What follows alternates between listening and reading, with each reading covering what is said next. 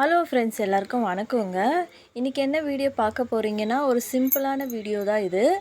என்னென்னா, மசாலா தோசை எப்படி செய்யறதுன்னு நான் வீடியோவாக போட்டிருக்கேன். அது நீங்கள் பார்த்து செஞ்சு பாருங்கள். ஸோ ஃபஸ்ட்டு பார்த்தீங்கன்னா, உருளைக்கிழங்கை வந்து நான் வேக வச்சுக்கிறேன். அதை தோல் உரித்து செப்பரேட்டாக எடுத்து வச்சுக்கிறேங்க. நெக்ஸ்ட்டு நான் சட்னி தான் ரெடி பண்ணிகிட்ருக்கேங்க.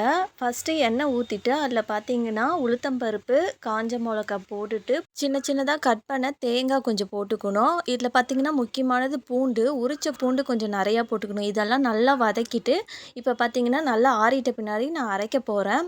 ஸோ இதெல்லாம் பார்த்தீங்கன்னா அரைக்கிறதுக்கு முன்னாடி பார்த்தீங்கன்னா கடலன்னு சொல்லுவாங்க, உடச்ச கடலன்னு சொல்லுவாங்க. அது நம்ம தேவையான அளவு போட்டுட்டு கொஞ்சமாக கல்லுப்பு போட்டுட்டு இப்போ நான் அரைக்க போகிறேங்க. ஸோ இதை அரைச்சி செப்பரேட்டாக நான் எடுத்து வச்சுட்டேன். நெக்ஸ்ட்டு மசாலாவுக்கு தான் ரெடி பண்ணிகிட்ருக்கேன். இது எதுக்குன்னா, நம்ம உருளைக்கிழங்கு வேக வச்சோம் பார்த்திங்களா, அதுக்கு தான் மசாலா. இதில் என்னென்ன போட்டிருக்கேன்னா, எண்ணெய் ஊற்றி கடுகு போட்டு சின்ன சின்னதாக கட் பண்ண வெங்காயம், தக்காளி, அப்புறம் பார்த்திங்கன்னா காரத்துக்கு இதில் பார்த்திங்கன்னா மிளகாத்தூள் சேர்க்கக்கூடாது. அதுக்கு பதிலாக பச்சை மிளகா சேர்த்து இஞ்சி பூண்டு பேஸ்ட்டு அதையும் சேர்த்து எல்லாத்தையும் நல்லா வதக்கணுங்க. இதில் பார்த்திங்கன்னா கொஞ்சம் கூட நம்ம தண்ணியே சேர்க்கக்கூடாது. பாருங்கள், நல்லா வதங்கிடுச்சு.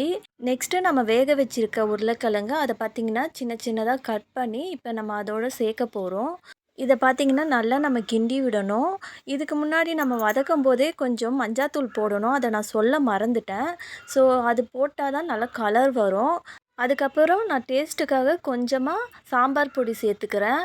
பாருங்கள், இதெல்லாம் நல்லா மிக்ஸ் பண்ணிவிட்டு அதுக்கப்புறம் பார்த்திங்கன்னா ஒரு 2 நிமிஷம் மூடி வைக்கலாம். தண்ணிலாம் இதில் சேர்க்கவே கூடாது.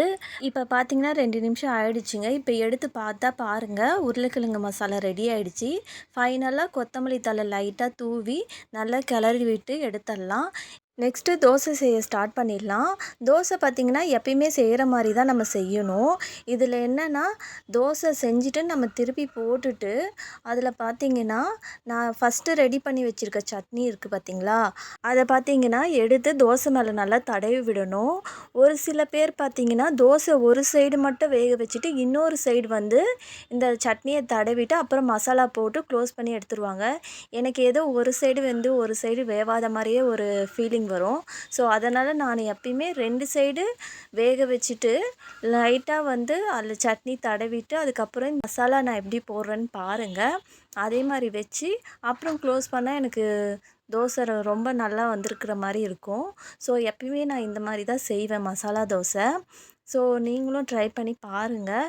இது ரொம்பவே நல்லா டேஸ்ட்டாக இருக்கும். குழந்தைங்களுக்கும் லீவ் டைமில் எப்பயுமே ஒரே டிஷ்ஷாக செஞ்சு கொடுக்காம நம்ம டிஃப்ரெண்ட்டாக ஏதாவது செஞ்சு கொடுக்கலான்னா இந்த மாதிரி நீங்கள் தோசையில் ட்ரை பண்ணி பாருங்கள்.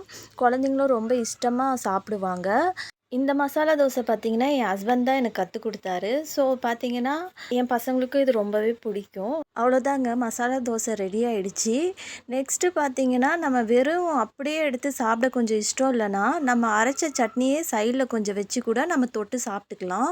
ஸோ நெக்ஸ்ட்டு பார்த்திங்கன்னா சாப்பிட்டு முடிச்சுட்டு என் ஹஸ்பண்டு பூ வாங்கிட்டு வந்தாங்க.